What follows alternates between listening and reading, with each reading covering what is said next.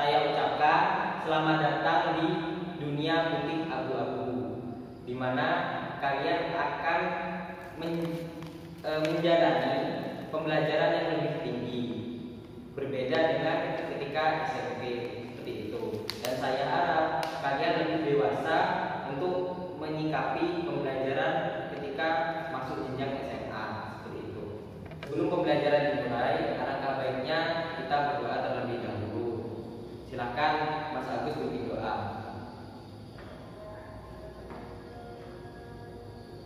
Selesai. Sebelum selanjutnya saya absen ya. Agus hadir.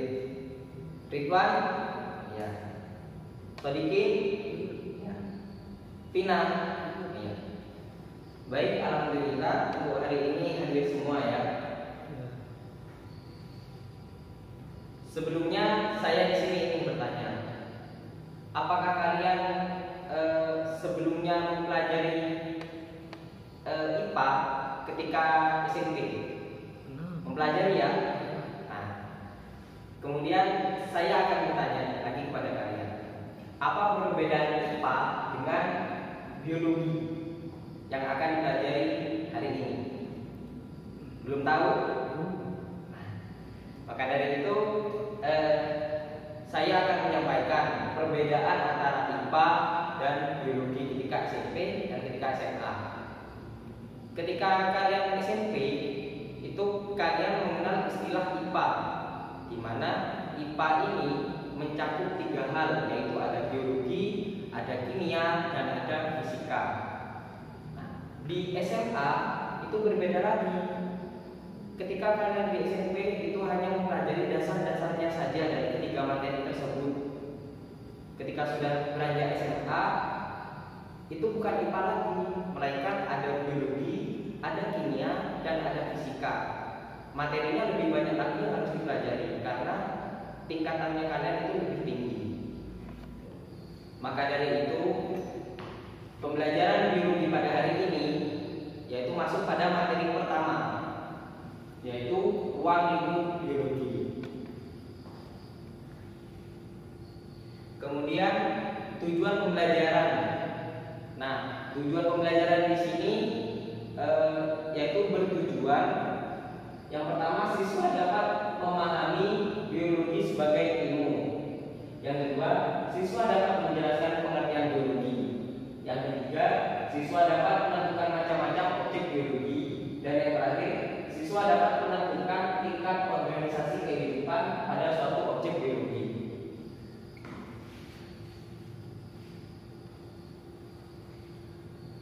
Sebelumnya, mengapa biologi dapat dikatakan sebagai ilmu? Ada yang tahu?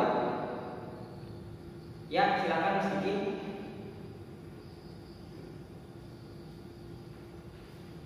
Oh ya, itu benar. Mungkin yang lain? Baik, saya akan menambahkan dari penyampaian dari Mas Sodikin barusan. Mengapa biologi dapat dikatakan sebagai ilmu? Karena biologi dapat dikatakan sebagai ilmu itu dikarenakan memenuhi syarat ilmu pengetahuan, yaitu yang pertama, memiliki objek kajian, metode ilmiah, yang kedua metode ilmiah yang sistematis, yang ketiga bersifat objektif, yang keempat universal, dan yang terakhir yaitu verifikatif. Maksudnya dari verifikatif ini adalah kebenaran ilmu biologi itu tidak mutlak, melainkan terus-menerus berkembang seiring berjalannya waktu. Dapat dipahami?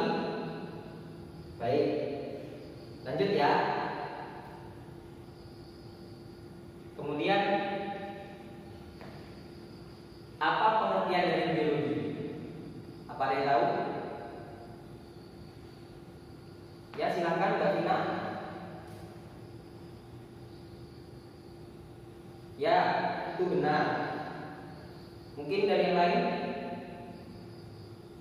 Jadi begini, biologi itu berasal dari kata bios dan logos, di mana bios itu artinya kehidupan dan logos itu artinya ilmu.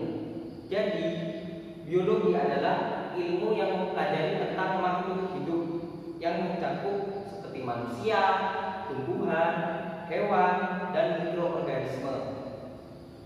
Kemudian apa yang kalian ketahui tentang ciri-ciri makhluk hidup? Monggo, Ridwan. Ya, itu benar. Makhluk hidup itu memiliki ciri-ciri seperti yang Mas Ridwan sebutkan tadi, yaitu ada bergerak, bernafas, kemudian memerlukan nutrisi atau ketika kita makan, tumbuh dan berkembang, kemudian reproduksi atau berkembang biak, kemudian ada iritabilitas yaitu peka terhadap rasa dan sebagainya. Kemudian lanjut, karakteristik biologi sebagai ilmu pengetahuan atau ciri-ciri biologi sebagai ilmu pengetahuan itu ada 4. Yang pertama, memiliki objek yang jelas. Maksudnya bagaimana, Pak? Nah, maksudnya itu karakteristik biologi adalah memiliki objek yang jelas seperti yang disebutkan yang pertama. Maksudnya itu jelas untuk dipelajari. Dalam hal ini yaitu adalah makhluk hidup. Objek kajian biologi berupa benda yang konkret dan dapat ditangkap dengan indera. Jadi bukan seperti makhluk halus ya. Jadi dapat ditangkap dengan indera kita. Seperti itu. Selanjutnya yang kedua, menggunakan metode ilmiah. Maksudnya itu bagaimana, Bapak? Dalam mempelajari objek kajian biologi, ya harus menggunakan metode ilmiah. Karena kenapa? Karena untuk menemukan kebenaran. Seperti itu. Sebelum materi biologi dipublikasikan atau diperluaskan, seperti dijadikan buku atau modul, handout dan sebagainya, itu perlu adanya langkah-langkah metode ilmiah yang diawali dengan identifikasi masalah, perumusan masalah, perumusan hipotesis, rancangan penelitian, kemudian ada pelaksanaan penelitian, analisis, kesimpulan, dan terakhir itu ada pelaporan atau publikasinya itu. Bisa hasil akhirnya bisa menjadi buku yang seperti kalian pegang itu. Yang keempat, menggunakan cara berpikir logis. Maksudnya bagaimana, Bapak? Maksudnya seperti ini. Karena karakteristik biologi itu dikembangkan berdasarkan pengalaman empiris, yaitu pengalaman yang nyata, di mana suatu kajian atau teori didukung oleh fakta dan pembahasan yang logis. Seperti itu. Jadi harus masuk akal. Nah, pembelajaran ini harus bersifat deduktif. Bagaimana artinya dari deduktif?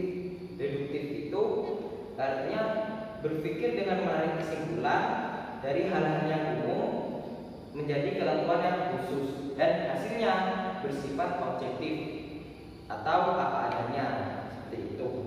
Kemudian selanjutnya objek kajian biologi. Nah, di sini ada 6. Seperti yang kalian lihat, itu ada bakteria, archaebacteria, protista, bumi, lantai, dan animalia. Nah, pasti kalian belum mengetahui apa itu eubakteria dan archaebacteria. Nah, jadi eubakteria dan archaebacteria itu merupakan 2 jenis makhluk hidup yang bersel satu, yang tidak memiliki membran inti sel seperti itu. Jadi bersifat prokariota. Kemudian yang ketiga itu ada protista.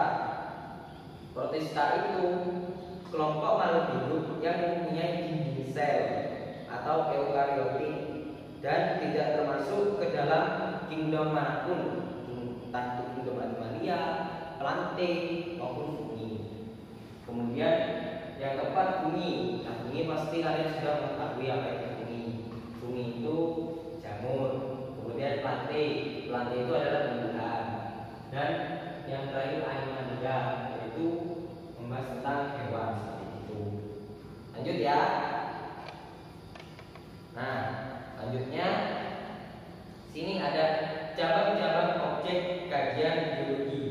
Seperti yang kalian ketahui, nah ini cabang-cabangnya di atas. Itu ada morfologi, anatomi, botani, virologi, mikrobiologi, ada genetika, taksonomi, bakteriologi, entomologi, onkologi, histologi, dan terakhir etologi. Nah ini secara umumnya saja ya, seperti ini. Karena jika dijabarkan itu banyak, soalnya masih ada cabang-cabang ilmu biologi yang lainnya. Nah dari sini ketika kalian ingin mempelajari tentang virus, maka akan dikaji di virologi seperti itu. Jika kalian ingin mempelajari tentang struktur dan ciri luar dari makhluk hidup, itu bisa dari morfologi. Kalau ciri dalamnya bisa dari anatomi seperti itu. Paham sampai sini? Oh iya, mungkin ada yang ingin ditanyakan? Silakan Mas Diki. Oh, ingin bertanya tentang etologi ya. Nah, etologi itu adalah ilmu yang mempelajari tentang tingkah laku makhluk hidup, khususnya ilmu biologi loh ya. Nah, jadi seperti itu. Kemudian lanjut. Baik. Nah, di sini kita masuk ke tingkat organisasi kehidupan pada suatu objek biologi. Yang pertama itu dimulai dari atom. Kalian pasti mengetahui apa itu atom. Atom itu subunit terkecil, ya paling kecil atom itu. Kemudian atom atau membentuk berkumpul, membentuk molekul seperti itu. Jadi molekul ini bisa diartikan gabungan dari dua unsur atau lebih atom. Jadi seperti itu. Kemudian molekul-molekul berkumpul membentuk apa? Membentuk sel. Nah, sel itu kesatuan struktur dan fungsional terkecil. Nah, di sini ada kata fungsional. Jadi sel itu sudah bisa melakukan fungsinya. Kan nanti ketika kita mempelajari sel, di sel itu ada bagian-bagiannya. Dan itu bagian-bagiannya itu memiliki fungsi masing-masing. Makanya disebut unit struktur dan fungsional seperti itu. Kemudian sel-sel berkumpul membentuk jaringan. Nah, bisa dikatakan jaringan ini adalah kumpulan dari sel-sel yang sejenis seperti itu. Misalnya kalau pada jaringan tumbuhan Bapak seperti apa? Nah, pada jaringan tumbuhan itu seperti jaringan meristem, jaringan parenkim, dan jaringan epidermis. Sedangkan pada hewan itu ada jaringan epitel, jaringan ikat, jaringan otot, dan jaringan saraf seperti itu. Kemudian jaringan-jaringan membentuk apa Bapak? Membentuk organ itu. Nah, jadi bisa diartikan bahwa organ ini kumpulan dari berbagai jaringan yang berbeda yang membentuk sebuah struktur dan berfungsi untuk mendukung sistem tertentu. Misalnya organ jantung, organ paru-paru, organ mata, dan lain sebagainya. Nah, sampai sini ada yang ditanyakan? Tidak ya? Oke, lanjut. Kemudian organ-organ membentuk apa Bapak? Membentuk sistem organ. Tuh. Maksudnya bagaimana? Nah,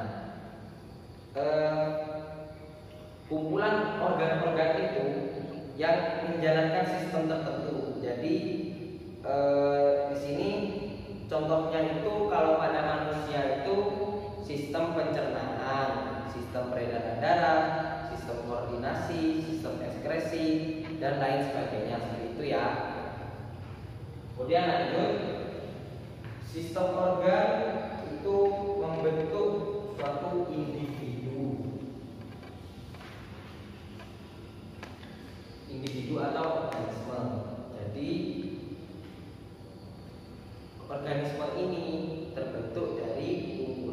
bisa dikatakan kumpulan dari berbagai sistem organ. Sistem organ yang tadi itu yang disebutkan oleh Bapak itu berkumpul membentuk suatu individu atau organisme seperti itu.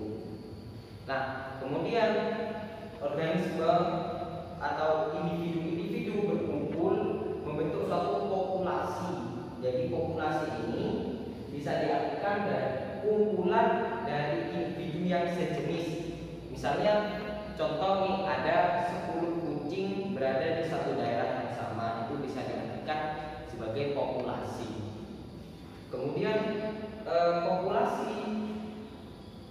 populasi berkumpul dengan populasi itu bisa disebut dengan komunitas. Nah, ini. Jadi komunitas itu bisa diartikan kumpulan berbagai macam individu pada suatu area. Jadi kayak tadi populasi kucing, ada populasi gajah, populasi apa gitu, misalnya harimau, itu berkumpul menjadi suatu komunitas gitu. Kemudian ada ekosistem. Nah, apa ekosistem itu? Ekosistem itu interaksi yang terjadi di dalam suatu lingkungan, baik itu interaksi antara faktor biotik dan faktor abiotik. Maksudnya itu faktor yang hidup maupun yang tidak hidup, seperti itu ya. Kemudian ekosistem dengan ekosistem membentuk suatu bioma. Nah, bioma di sini itu ada 6. Pertama ada bioma hutan hujan tropis, kemudian bioma gurun atau padang pasir, bioma tundra atau padang rumput, bioma taiga, bioma savana, kemudian bioma stepa itu. Kemudian yang terakhir itu ada biosfer. Nah, biosfer ini apa? Hubungan antara bioma di permukaan bumi akan membentuk suatu biosfer, jadi suatu keseluruhan bumi. Sampai sini ada yang ditanyakan? Tidak ya? Oke, lanjut. Nah, karena materi ini sudah selesai, di sini Bapak akan membagikan soal-soal kepada kalian. Jadi soalnya ini dijawab secara kelompok ya. Jadi kelompok pertama Mas Ridwan dengan Mas Sodikin, kemudian kelompok yang kedua Vina sama Agus. Jadi masing-masing kelompok saya kasih soal, kemudian didiskusikan. Nanti jawabannya disetorkan ke saya ya. Misalnya.